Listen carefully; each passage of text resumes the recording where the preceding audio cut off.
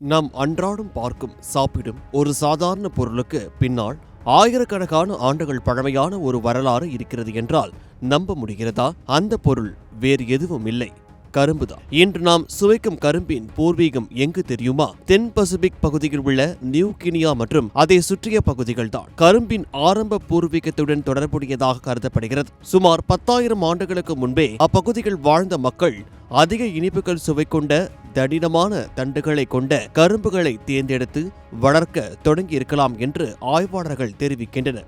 ஆனால் நியூ கெனியாவில் இருந்து கரும்பு நேரடியாக இந்தியாவிற்கு வந்து சேர்ந்து விடவில்லை. மனிதர்களின் இடம்பெயர்வும் பழங்கால கடல் பயணங்களும் கரும்பின் உலக பயணத்திற்கு முக்கிய காரணமாக அமைந்திருக்கின்றது. நியூ கெனியாவில் இருந்து பசிபிக் தீவுகள், தென்கிழக்காசியா, இந்தோனேஷியா, பிலிப்பைன்ஸ் என பல பகுதிகளை கடந்து இறுதியில் இந்திய துணைக்கண்டத்தையும் கரும்பு வந்தடைந்ததாக கருதப்படுகிறது. ஆனால் இந்தியாவிற்கு வந்த பிறகுதான் கரும்பின் வரலாற்றில் மிகப்பெரிய மாற்றம் நிகழ்ந்துள்ளது.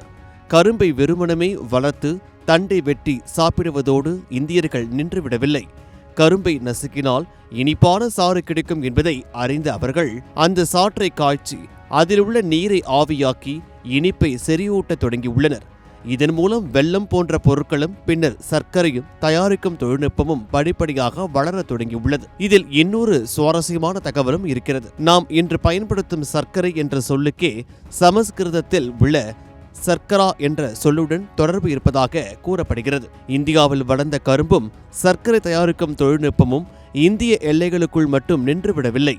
இந்தியாவில் இருந்து பாரசீகத்திற்கு சென்றது, அங்கிருந்து அரபு உலகத்திற்கு பரவியது, பின்னர் மத்திய தரை கடல் பகுதிகள் வழியாக ஐரோப்பியாவையும் சென்றடைந்தது.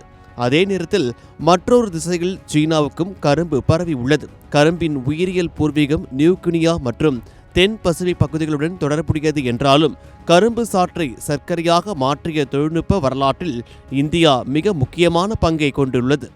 அது மட்டுமல்ல, இந்தியாவில் காலப்போக்கில் பல்வேறு கரும்பு வகைகள் ஒன்றோடு ஒன்று கலக்கப்பட்டு புதிய வகைகள் உருவாக்கப்பட்டுள்ளது. குறிப்பாக வட இந்திய கரும்பு வகைகளும் பின்னர் உருவான கோயம்புத்தூர் கரும்பு வகைகளும் உலகளாவிய கரும்பு ஆராய்ச்சியில் முக்கியத்துவம் வாய்ந்துள்ளது. அது மட்டுமல்ல, இந்தியாவில் காலப்போக்கில் பல்வேறு கரும்பு வகைகள் ஒன்றோடு ஒன்று கலக்கப்பட்டு புதிய வகைகள் உருவாக்கப்பட்டுள்ளன.